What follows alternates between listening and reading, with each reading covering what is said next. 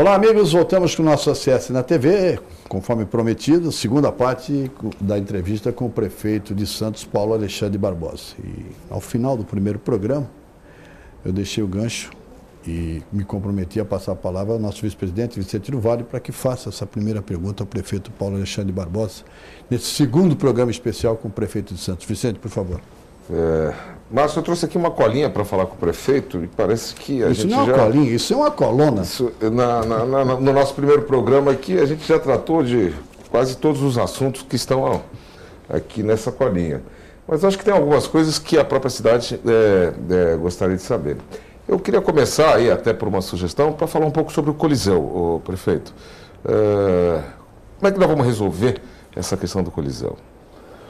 Olha, Vicente, esse é um equipamento importantíssimo, né, da história da nossa cidade, um equipamento histórico, lindo, maravilhoso, né, acho que eu diria que um dos mais belos teatros do país, né, e certamente do mundo, né, o Coliseu tem uma riqueza fantástica. Nós encontramos, assim que assumi, nós fizemos uma vistoria, as equipes técnicas da prefeitura no teatro e constataram a necessidade de realizar uma intervenção por conta dos riscos que a população estava sendo submetida nesse equipamento. Nós tínhamos um problema no telhado, problemas no ar-condicionado. O que nós fizemos? Além do laudo técnico aqui das equipes da prefeitura, nós recorremos ao IPT, que é um instituto renomado, e tem toda uma experiência na análise de construções, que também fez um laudo apontando pela necessidade do fechamento. Foi uma decisão difícil, porque ninguém gostaria de ver o Coliseu fechado, mas a responsabilidade que o cargo que hoje eu ocupo me exige, fez tomar essa decisão até para preservar a segurança da população, né? E que nós não tivéssemos nenhum tipo de acidente. Feito isso, nós fizemos essa interdição e existe um histórico de investimentos públicos bastante significativo no Coliseu, reformas, investimentos que foram significativos. Nós estamos aí em tratativas, e eu diria que na fase final, nosso compromisso, quando nós fechamos em abril, nós colocamos uma meta de reabrir o Coliseu em no máximo um ano. Porque a primeira coisa que aconteceu quando nós fechamos, olha, vai acontecer do Coliseu ficar fechado durante um longo período, como foi muito cobrado por isso. E disse, nossa meta é um ano, no máximo, nós vamos reabrir o Coliseu. Eu poderia te dizer que hoje, com mais conforto e tranquilidade, estamos trabalhando não só para cumprir, como também para antecipar esse cronograma. E com um diferencial que vai ser muito importante. Nos próximos dias, nós devemos fechar uma parceria que vai nos possibilitar realizar todas as intervenções no Coliseu sem um centavo de dinheiro público. Isso vai ser muito importante para a cidade. Nós estamos trabalhando muito nisso e eu diria que nos próximos dias nós temos a decisão definitiva e esse anúncio é que nós queremos fazer. Só valorizar, exclusivo aqui, isso é em primeira mão aqui, no ACS da TV, Vicente, por favor. Dentro dessa área cultural, Paulo, outro problema também que a gente está precisando resolver no centro são as casas que estão voltadas para os jovens, com músicas e que até, eu acho que por o fato que ocorreu lá no Rio Grande do Sul, não só Santos, acho que como todas as cidades do Brasil, passaram a rever todas as questões de segurança, né, para que isso não voltasse a acontecer, a tragédia que aconteceu lá.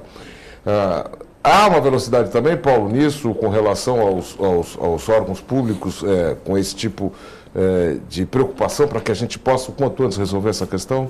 Olha, primeiro é importante colocar, Vicente, que nós somos favoráveis ao empreendedorismo, ao comércio, aos bares, restaurantes, esse estímulo à economia.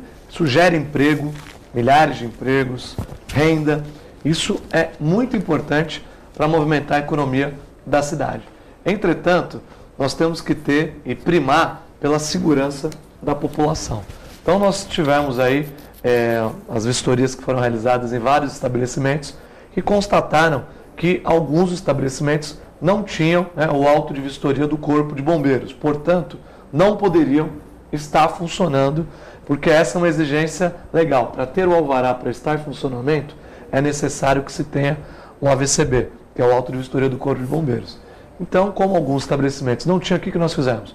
Nós tivemos aí a necessidade de fechar estabelecimentos, suspender as atividades temporariamente, até que essa condição fosse regularizada. Alguns estabelecimentos já regularizaram a sua condição, já conseguiram esse auto-vistoria do Corpo de Bombeiros e, evidentemente, já foram reabertos ao público.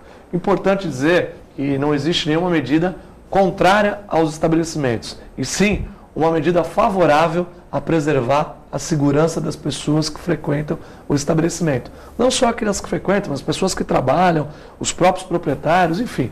Tem uma legislação e que precisa ser cumprida. O que nós estamos fazendo é apenas fazer valer a lei. Obviamente, com bom senso, para que os bares possam se adequar, se adaptar, porque são muitos empregos, são muitas famílias também que dependem dessa atividade econômica. Então, nós estamos, obviamente, tendo como prioridade a segurança das pessoas e tendo bom senso para agilizar as decisões na prefeitura internamente, como também o Corpo de Bombeiros, que deve oferecer respostas mais rápidas para que os estabelecimentos que sejam regularizados possam reabrir com rapidez. Eu tive receio. Semana passada, minha filha adolescente, houve uma festa de formatura ali no centro da cidade. Eu tive medo, viu, Paulo? Tive medo. Eu quase que na hora eu disse, olha, nós vamos voltar.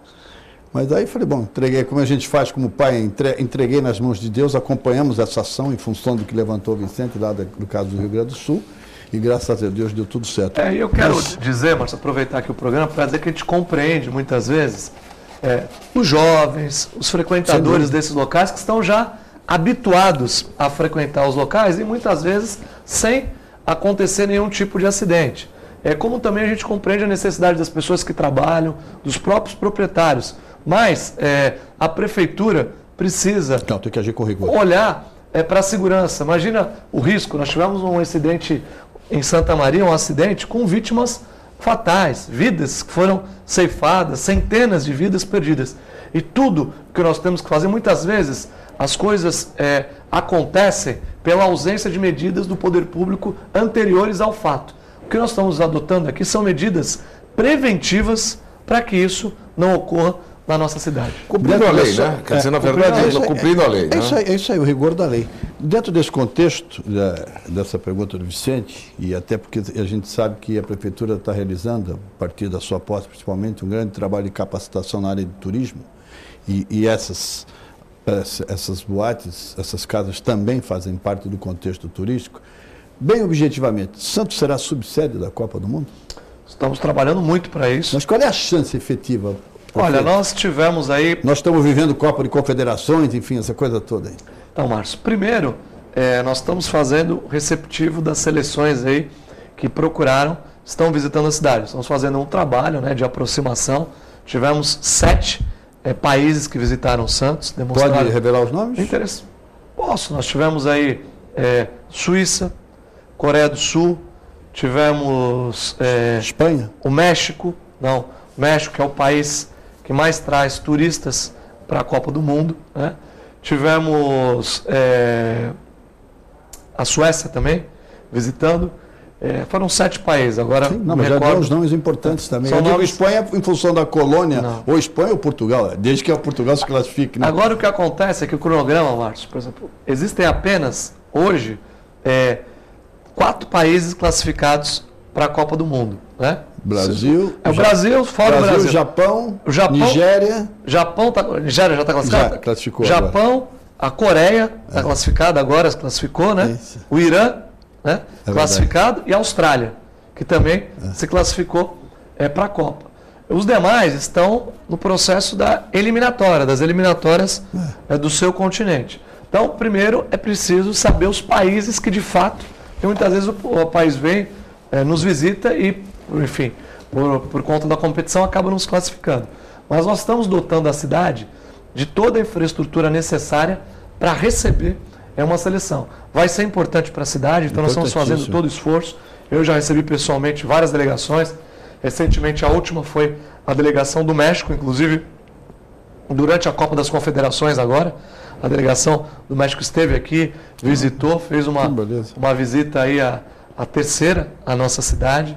Então, temos entendimentos aí avançados. Vamos esperar esse quadro se definir para posicionar Santos dentro de um cenário aí que seja favorável para que nós possamos receber uma seleção no ano que vem. Ô Paulo, para encerrar só o assunto que a gente falou antes, só para não ficar em aberto, que eu acho que é um tema que você disse, os jovens, o turismo é uma coisa importante das casas noturnas. Eu queria deixar só um alerta, que é uma coisa que é importante, que aí vem... houve um movimento há muito tempo do Alegra Centro para que essa atividade noturna fosse ao centro, e eu acho que isso é espetacular, porque você não incomoda a área residencial da cidade e aproveita um espaço noturno aí para desenvolver essa atividade, que não deixa de ser uma atividade cultural para a cidade. Há um problema no centro, que é a questão do tombamento, né, e com as exigibilidades que hoje as questões de segurança elas necessitam. Então, eu acho que aí falta só nessa questão que a entidade pública, a prefeitura, talvez consiga fazer esse entrosamento, ou talvez até tenha que alterar alguma coisa, tá certo? No sentido de poder dar a essas casas as condições de poderem estar instaladas nas condições e nas formas adequadas. Jamais permitir ou fazer vistas grossas, deixando a questão da segurança de lado, acho que tem que ser cumprida a lei, mas fica muito difícil para essas casas noturnas, com a questão do tombamento, conseguirem fazer as obras necessárias para adequar a segurança. Acho que esse é um ponto que é importante. E ainda só para arrematar essa questão cultural, o aproveitamento mesmo dos outros espaços culturais das cidades, que eu acho, como o problema da concha acústica, que é uma alternativa que hoje volta talvez a poder a população se aproveitar sem incomodar aquelas pessoas que estão morando ali no redor, como os shows, as questões do verão, essas coisas todas. Emissário submarino, né? Com certeza, Vicente. Esse é um tema que você tocou muito importante. Existe toda uma legislação em relação à preservação do patrimônio histórico, o zoneamento, né, dos bairros do centro. Nós estamos no momento de reavaliar o plano diretor da cidade. O plano diretor será alterado. É obrigatório por lei, né? É obrigatório. Primeiro ano de gestão. Lei orgânica, nós temos que revisar o plano diretor. Estamos fazendo isso, considerando as novas vocações da cidade, o novo momento que a cidade vive, e certamente esse tema será incluído dentro das discussões, para que a gente possa, de fato, preservar, saber, na verdade, distinguir o que é antigo do que é histórico e que deve ser preservado. E permitir, logicamente, dentro da legislação vigente, que essas atividades que hoje já ocorrem possam continuar a se desenvolver. Nós vamos fazer todo o esforço aí para a adequação da legislação, repetindo, tendo como premissa e prioridade a segurança dos frequentadores desses locais, dos funcionários e dos proprietários. Esse é o nosso objetivo. E com relação à concha acústica, estamos trabalhando também num projeto para resgatar esse importante equipamento cultural da cidade, que há anos, né, se encontra fechado, mais de 10 anos que a concha acústica está fechada, mais de uma década. Então nós fizemos aí desde o primeiro dia, estamos buscando um bom entendimento com o Ministério Público, né, com o promotor, o doutor Dauri, inclusive existe... Com a comunidade ali em geral de frente. Com a comunidade, né, que foi, na verdade, um dos moradores aí foi autor de uma ação, né, que acabou resultando no fechamento desse espaço para a cidade. Então nós estamos apresentando um projeto que contempla novas tecnologias, né, e que certamente não vai permitir o desenvolvimento das atividades culturais sem poluição sonora, sem prejuízo aos moradores. Nós vamos compatibilizar as atividades culturais com o convívio e com o ambiente aí de paz das pessoas que vivem nas imediações. Estamos bem avançados no entendimento, já fizemos um primeiro teste, né? Existia uma dúvida em relação ao projeto que nós desenvolvemos, se ele era viável, se de fato o projeto da prefeitura iria contemplar essas questões. Fizemos o primeiro teste com a presença do promotor e nesse primeiro teste houve uma sinalização de aprovação já positiva. Vamos fazer agora uma segunda etapa e eu estou muito otimista, com o apoio do Ministério Público, aliás, é importante ressaltar, que nós vamos conseguir resgatar esse equipamento que faz parte da história de Santos, devolver ele para o Santista. Ainda dentro desse contexto de modernização da cidade, próprio no aspecto turístico, uma promessa de 100 quilômetros de asfalto em 4 anos. É isso? Exatamente. Já fez quanto E essa meta, obviamente, se ela foi anunciada, é porque você entende que ela é perfeitamente viável. Está dentro do cronograma? E que áreas vai abranger, Paulo? Olha, está dentro do cronograma. Nós temos aí uma necessidade em toda a cidade. Essa questão hoje, Márcio, da conservação da cidade é o maior desafio. Santos é uma cidade que, obviamente, nós temos necessidades de obras novas, né, em alguns locais da cidade, alguns equipamentos novos, mas o maior desafio é cuidar bem daquilo que nós temos. A conservação, a manutenção, que deve ser a palavra de ordem. Manutenção das vias públicas, a repavimentação nas nossas vias, algumas vias que têm buracos, que precisam de conservação e de pavimentação. Por isso nós implantamos esse programa de pavimentação que tem esse objetivo de 25 km de pavimentação por ano. Nesse momento nós estamos pavimentando algumas vias importantes da cidade. Senador Feijó, por exemplo, já iniciamos, né, esse processo também na Senador Feijó, bancários, enfim, uma série de avenidas da cidade. Pode ficar na ponta da pé, está ótimo, pode ficar por ali. A nossa meta é atender toda a cidade, viu, Marcelo? A gente vai num cronograma, temos o Macuco que será atendido, temos vias importantes no Macuco que não recebem pavimentação há um bom tempo. Vamos fazer o São Manuel e o Jardim Piratininga também. É uma proposta ousada, mas está dentro do nosso cronograma e até hoje nós conseguimos aí cumprir os objetivos para essa etapa do ano. Museu Pelé, Paulo, só para a gente matar toda essa questão cultural. Falamos da Concha, falamos do Coliseu, falamos depois eu tenho um assunto vamos lá. Que eu reputo bem importante. Só que nós temos que acelerar um pouco, porque o programa está terminando, senão a gente não consegue fazer as 110 perguntas. O Museu Pelé, Vicente, é um projeto, é um casarão do Valon, é um casarão público, né, que foi cedido a uma OCIP para que fizesse a captação de recursos. Então, esse projeto é um projeto que está sendo feito com recursos da iniciativa privada. O que a prefeitura faz é fomentar, acompanhar e estimular as empresas a participar desse projeto que é importante na cidade. Nós conseguimos avançar, temos aí 70% da obra concluída, avançamos na captação de recursos importantes nesses primeiros meses de governo. Temos aí, diria que 85% do total de recursos que já foram captados, as empresas que já aderiram ao projeto. Falta algo em torno de 15%. E nós estamos com o cronograma, recebemos o cronograma atrasado dessa obra, importante dizer isso, com um atraso significativo, e estamos trabalhando para recuperar esse tempo perdido, de forma que no ano que vem a gente consiga entregar esse equipamento para a cidade, que vai ser um equipamento turístico muito bem visitado. Eu acho que nós estamos, infelizmente, caminhando, ainda temos aí alguns minutos, e temos pelo menos 4 ou 5 assuntos importantes, prefeito. Um deles é a Petrobras. E eu faço essa pergunta no sentido construtivo. Quem viu há alguns anos e quem vê agora, quem sentiu e quem sente agora, pelo menos a impressão que eu tenho particularmente, posso estar equivocado, é que um pouco de desaceleração da Petrobras em termos de investimento aqui em Santos. Por exemplo, a base offshore, que talvez não fique mais aqui, seja transferida para o Rio de Janeiro, ainda que depois o Vicente possa completar, que tem projetos privados. Como é que você sente esse momento da Petrobras em Santos? Olha, a presença da Petrobras, Márcio, ela é importante pelos investimentos próprios feitos pela Petrobras, a sede no Valongo, né, as torres que serão construídas nesse primeiro momento, essa primeira torre que está dentro do cronograma e será entregue já no próximo ano de 2014, os investimentos que são fundamentais, mas também os investimentos que são possíveis e estão sendo realizados na cidade, investimentos privados decorrentes da instalação da Petrobras, seja no mercado imobiliário, seja aqueles que desejam prestar serviço para a Petrobras. E esses investimentos estão também ocorrendo. É evidente que a Petrobras passa por um processo de reformulação, a gente percebe em nível nacional. Você sentiu isso? Então, plano de investimento que está sendo repensado, isso em nível nacional.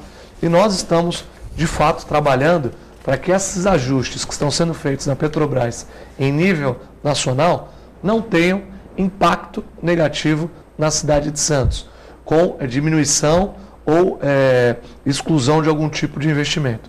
Nós tivemos aqui um contato, vários contatos, aliás, com o Oswaldo, que é o novo... Oswaldo Kawakami. O Kawakami, que é o novo gerente da Petrobras. Inclusive, Márcio, nós instituímos um conselho de competitividade na Prefeitura Municipal de Santos com representantes aí dos principais setores da cidade. Um conselho muito restrito para nos ajudar, restrito do ponto de vista quantitativo, mas amplo, porque contempla todas as atividades econômicas da cidade. Temos, inclusive, o presidente da Associação Comercial, Michael Tim, que tem colaborado muito. Qual o objetivo desse conselho? Ajudar, apoiar a Prefeitura para que nós possamos executar esses projetos que são importantes. E nesse ambiente do conselho, o próprio Oswaldo Kawakami garantiu que Santos não será prejudicada por esse replanejamento da Petrobras, ou seja, nós não vamos sofrer nenhum tipo de corte de investimento. Essa é a garantia. Agora, evidentemente, que essa questão precisa ser acompanhada permanentemente, porque o mercado é dinâmico, as coisas mudam com muita facilidade, com muita rapidez, e cabe a nós, poder público, estar antenados a esses movimentos para que Santos possa estar bem posicionada dentro dos investimentos que serão feitos. Uma boa notícia, sem dúvida alguma, até pela proximidade do prefeito com o Oswaldo Kawakami. Nós temos mais 2 minutos, Vicente. Vamos lá. Rapidinho. Nós criamos a Câmara de Petróleo e Gás na CS, Paulo sabe disso, 4 secretarias da Prefeitura lá estão, Meio Ambiente, Desenvolvimento, Planejamento e Assuntos Portuários, e estamos aí em pleno desenvolvimento, focados na viabilidade que a base offshore possa ser feita aqui na nossa região, até por interesse privado nessa uma parceria com a própria Petrobras. Tivemos aqui com o vereador Sadal há algumas semanas atrás. Ele também participa dessa Câmara de Petróleo e Gás. Eu achei a iniciativa, tanto da Câmara, da OAB e nossa, dessa audiência que está programada para que seja feita, para que a população tenha uma noção da importância. E queria deixar registrado que não é só a Petrobras que preocupa a questão na região com relação a petróleo e gás. Existem projetos de instalação de fornecedores da Petrobras, sejam eles em serviços ou em partes e peças, que vai depender muito dessa base. Quer dizer, eu não preciso colocar isso para o prefeito sabe isso mais do que qualquer um. Então o empenho, eu acho que é uma questão política agora muito forte com relação a isso, porque isso vai determinar ou não que esse ao redor, que sejam essas empresas que venham aqui se instalar, possam efetivamente vir para a região. É uma questão metropolitana também, a gente sabe que passa por uma questão metropolitana, quer dizer, questões diárias aqui na nossa região, mas que é uma questão muito importante. E eu considero hoje a coisa de maior relevância que nós temos que lutar aí nesses próximos anos para que a gente possa efetivar esse crescimento para a região, né? Com certeza, Vicente. Esse é um tema estratégico para o desenvolvimento da Baixada Santista.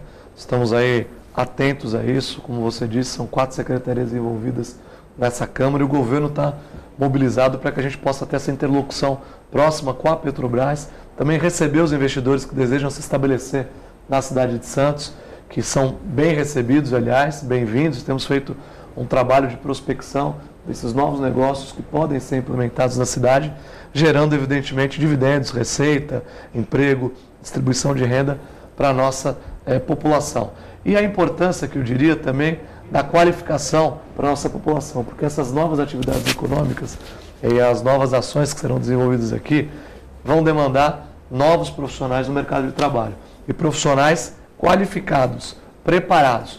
Por isso, a importância de investir em educação, desde a educação básica até o nível superior. Estamos fazendo isso com a presença da USP, com a 3ª escola técnica que nós obtivemos do governo do estado, com mais uma FATEC em Santos, reforço na educação básica. Para quê? Para que esse momento de crescimento que Santos vai atravessar, o santista também possa crescer e avançar junto com a cidade. E para isso, a educação para o trabalho é essencial, eu diria, imprescindível. Então a gente está trabalhando nessa direção. Aliás, dentro desse contexto de capacitação, a Prefeitura firmou parcerias com o CIEE e com o próprio SEBRAE. Com certeza. Boas parcerias. Boas parcerias. O SEBRAE, principalmente, sem dúvida, os dois exercem um grande papel nessa área de qualificação. Infelizmente, o programa acabou.